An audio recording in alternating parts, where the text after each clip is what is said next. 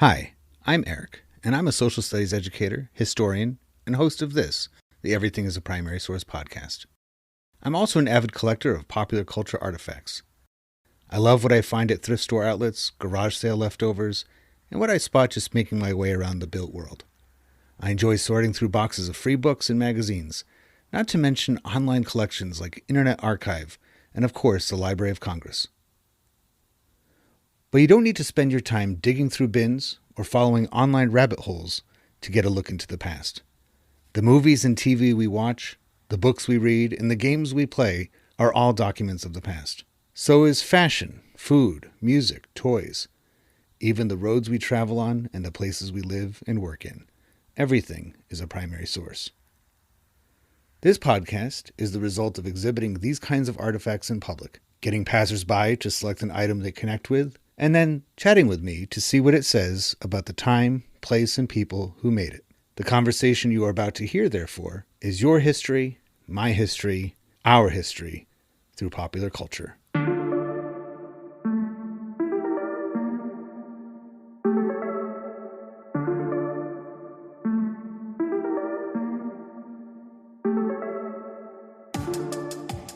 right, so I am here with Drew.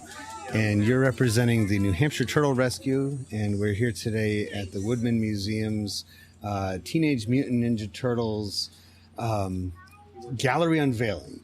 And tell me a little bit about the work that you do with the rescue, and may I ask, did the popularity of the Ninja Turtles influence you getting involved in this at all? Yeah, that's a great question. Well, thanks for having me on the podcast, first of all. And I run New Hampshire Turtle Rescue along with my wife, Dallas. We've been doing it since 2022 is when we first got established. We incorporated as a public charity in 2023, and our mission is to rescue, rehabilitate, release, and preserve the 7 native species of turtle that we have here in New Hampshire. So of those 7 native species, 4 of them are listed by the state as being threatened or endangered with extinction.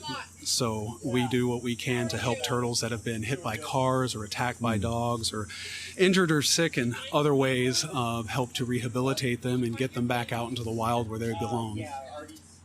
Let me ask real quick, because I've had 2 encounters with snapping turtles. Yeah. They're native to New Hampshire. They are, yes. And what is the best way to help a snapping turtle across the road? Because the 2 times I tried, I learned it was not the best way to try. But yeah, you'll learn very quickly that they are strong animals. And so it comes down to what you're most comfortable with, right? So putting yourself in danger is never something that we advise people to do. So you want to pull over when you see a snapping turtle that's getting ready to cross the road or in the road. Make sure you're somewhere safe first, and then when you get out to help that turtle, you're going to want to make sure that you stay behind it. So snapping turtles, the front kind of third of their body, you can consider their strike zone. So they can reach their neck backwards, behind, to the side. They can't really reach it down below them. But they have a pretty formidable snap. They can't take off your finger or anything like that. That's an urban legend. But they can deliver a pretty painful bite, so you want to stay away from their claws spicy too. end. Yeah, and that's the other thing. If you look at their limbs and their claws, they have claws that are close to the size of bear claws, and they can scratch you up pretty good too. So that's aside from the mouth, that's the other big thing that we tell people to be aware of is those claws, because they can scratch you up pretty good. When you're trying to move a turtle, if it's a big, heavy turtle, it can be difficult to actually physically lift them up. And so usually, with smaller snapping turtles, you can kind of grip them in the lower back of their, the very back of their shell has kind of like, it almost looks like serrations, like a little picket fence type thing. But if you grab underneath that, it's almost like a little handle. And when they're small enough, you can pick them up and move them pretty easily. Okay. Now, the bigger guys, that's a little bit more difficult. And so what we end up doing is what we call the platter hold, where we put one of our hands underneath the turtle to support it, and then we put our other hand on top of the back, either the base of the tail to control, or the top of the shell in the back as well to give extra control. And then we kind of, lift them up like a platter, like you're, a waiter or something like that, and carry it across the road like that. Now, if it's too heavy for you and you're comfortable putting it on something like a car mat, a piece of cardboard you have in your car, even a piece of bark that you find on the side of the road, a collection of branches, anything you can get that turtle on that you can then drag across the road, that's great. Sometimes turtles, snapping turtles, if you just kind of like coax them, they'll willingly kind of go across the road, but some will be a little ornery or feel threatened and turn around and kind of, raise their back ends up and hiss at you and stuff. So one of them was biting my shoe when I was trying to get it across. And I'm like, you have no idea, buddy. I'm trying to save you. You probably had no idea you were trying to help him, He's like, I'm walking across the street. Yeah. They all look like they talk like they're from New York City or something. And so that kind of... They look like they have a little bit of attitude to them, it's true. But we like to tell people that they are not aggressive, right? They're not going to go...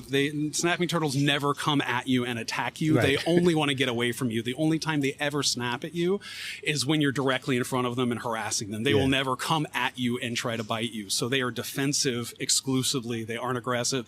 And they don't bite at all in the water. There's never been a recorded case of somebody getting attacked by a snapping turtle in the water. So no need to be afraid of them in ponds. If there's one living in your pond, it'll stay far away from you. If you're swimming, you don't have anything to be afraid of.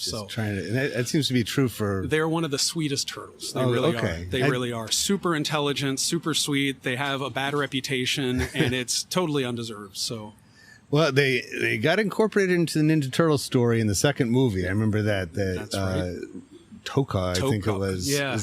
So have you been a lifelong fan of Ninja Turtles? And I have. I grew up, I was born in 85, so I was late 80s, early 90s kid, and watching the Teenage Mutant Ninja Turtles, animated series along with the live action movies that came out were, pretty much a cornerstone of my childhood, along with the video games as well. Yeah. It's, interestingly though, the connection there wasn't necessarily an inspiration for the work that I do now with wild turtles here in New Hampshire. It was kind of a different route that I, took to get to that.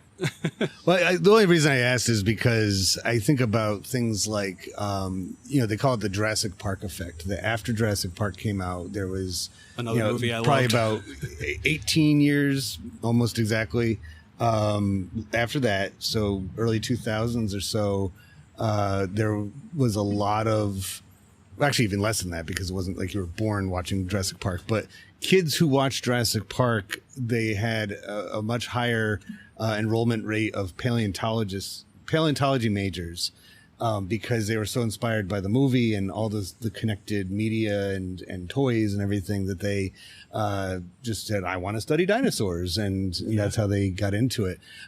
So that kind of effect. Well, you chose the original Nintendo game. That's right. Which, not to be confused with the one that came out not long afterwards, which was the Nintendo, the home version of the arcade game, which is fantastic. It is. But beat 'em up style. This one, that one, the one we're going to talk about is, I think, usually listed as one of the most difficult video games and frustrating video games. Certain level in particular, Yep. I think we both know the underwater level where you have That's right. Those electric seaweeds. Why did, in your opinion, Nintendo make this video game really before, it feels like before Turtle Mania really took off? And maybe it contributed to Turtle Mania in its own way, but why do you think they went ahead and made this game? That's a good question, and it seems like there are probably a number of layers there. I'm no expert on video game history or, Nintendo history or anything like that, but I'm glad to conjecture about, what I think. And, growing up at the time, I definitely didn't have, my finger on the pulse of what was, culturally new or breaking boundaries. I was just playing fun video games. But my guess is that, the Nintendo was probably one of the first. You had things like the, ColecoVision, Commodore 64, and Atari, those type of home gaming consoles previously, but they didn't. It seemed like the Nintendo was the first one that really had widespread adoption, right? Super Mario Brothers, really took hold in the consumer market, unlike other video games had before. And so I think it was probably a mixture of both having, that new market capitalization, perhaps, that Nintendo had. Again, I'm no expert on this, so I might be totally off base. And also the, desire for intellectual properties at the time to use this new media, right? So it's an exciting thing, especially something like a comic book and an animated series. Those things seem to lend themselves pretty well to video games, especially because the animation, kids can see something animated on TV and then animated on their, Nintendo system, and it's not too far away from something like the E.T. video game being made. That which is also categorized as equally as frustrating. Yeah, unlike this one, at least this one has good play mechanics. You can actually play it in certain ways. The challenge isn't because you're, handicapped by the actual controls themselves in some way. So, it's I don't know what the actual answer might be, but it seemed like a good confluence of things that kids are interested in. And I think a lot of, at least for me, I know the Legend of Zelda. When my parents got the NES that we had as a kid, my parents were staying up all night playing Legend of Zelda. It wasn't me and my sister who were playing the games all the time. Then eventually we got into it and started becoming video gamers. But when that first came out, it was my parents who were playing it more than anything. And I still have somewhere all the maps of the dungeons that my dad would hand draw, trying to get through them and everything.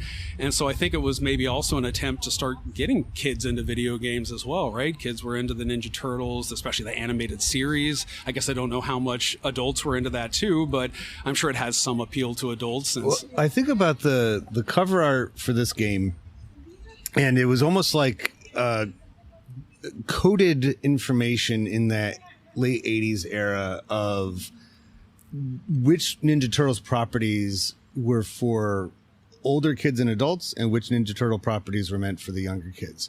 And the cover art of this has the four turtles wearing the red masks, which means it's coming from the original comic series. And they look pretty fearsome in it, like that cover art. It's very dark. It's not dreary, but it's almost noir. It's exciting. And so when I first played this game, I was attracted because I love turtles, but I think I kind of read that code already. I was like, okay, this is not the cartoon version. Yeah. That wouldn't come out for another year or so. And I remember the very first time I saw the 4-player, which honestly, the 4 characters, it's tailor-made for a 4-player game. Yeah. It's weird on the 2-player this version, NES, you can't even play at the same time. Yeah, it's just 1 player at a time. Like if you do a 2-player mode, I think it has, you have to alternate turns, and like the turtles they die. Like you can't use them after, and they shrink back to, like, that's part of the when you quote unquote die, the mutation reverses and you go back into a regular sized turtle, so it's not too disturbing. But when the one came out in the arcade, I'll never forget it. I was actually a few miles from here at the mall. I was at a birthday party for a friend, and they must have been either loaded or knew somebody, because they had the entire Dream Machine arcade reserved just for this kid's party. And awesome.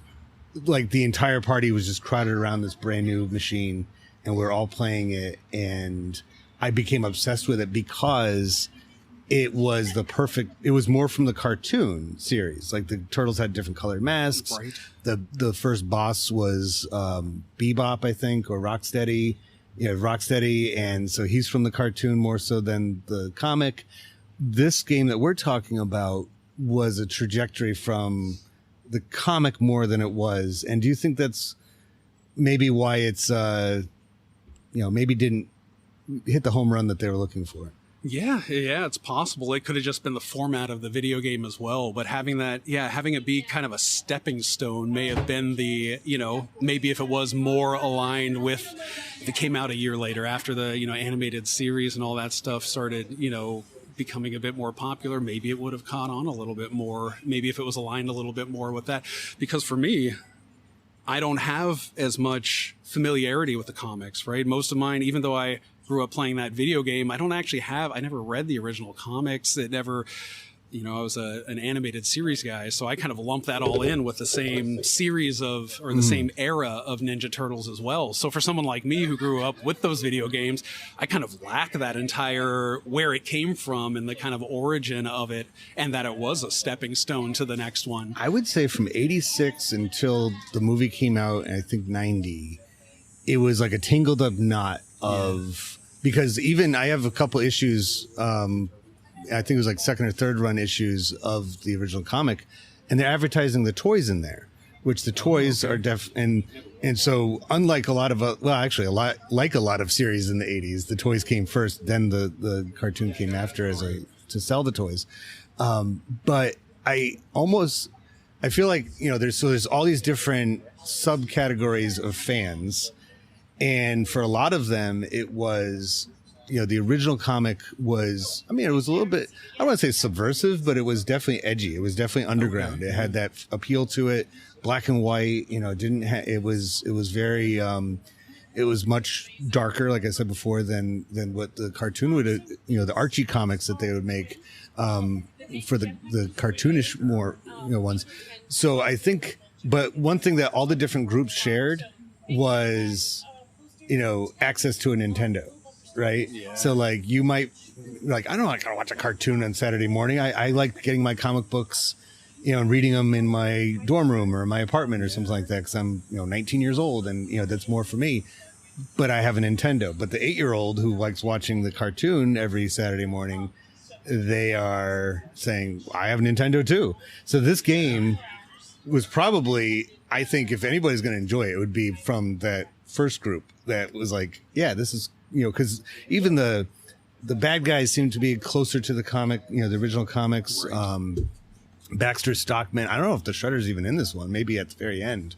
Yeah, but I don't know if I ever got to the very end. Yeah, nobody did.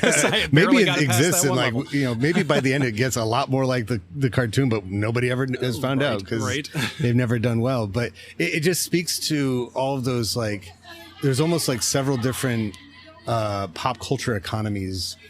Yeah. Existing all at one time. And, they weren't necessarily trying to capture as many audience members as possible. It was like, here's the game for this plane of Ninja Turtles existence. Right. And don't worry, kids, we'll have one for you coming out soon that's going to have a lot more recognizable cartoon stuff in it.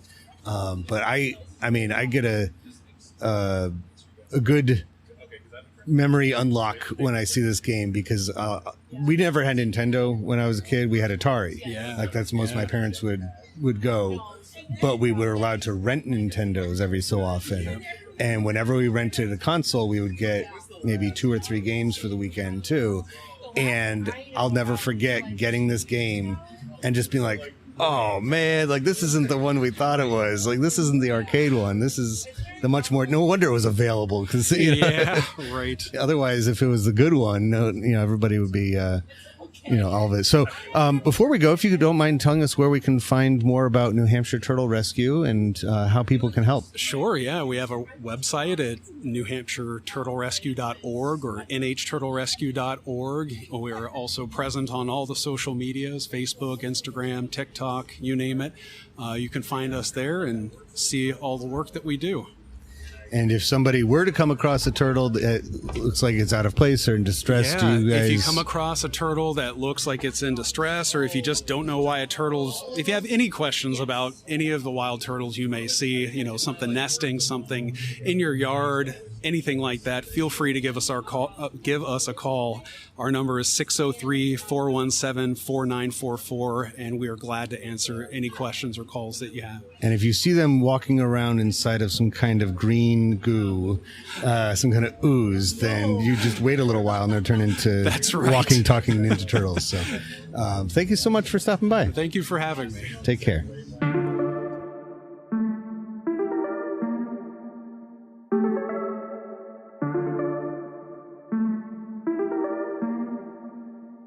Popular culture, by definition, connects and unites us, and proves that people of different backgrounds, in fact, have a lot in common with one another. I hope you enjoyed this conversation, at least in part, for that reason. If it connects with you and you'd like to add to it, or any of the podcast episodes, just visit everything-history.com and search for the Everything is a Primary Source project, which can be found in the classroom section of the website. We'd love to hear what you have to say. Be sure to rate and share this podcast wherever you are listening to it now, and follow Everything is a Primary Source on social media, including YouTube and especially Instagram. Thank you for listening to the EPS podcast, where everything is a primary source.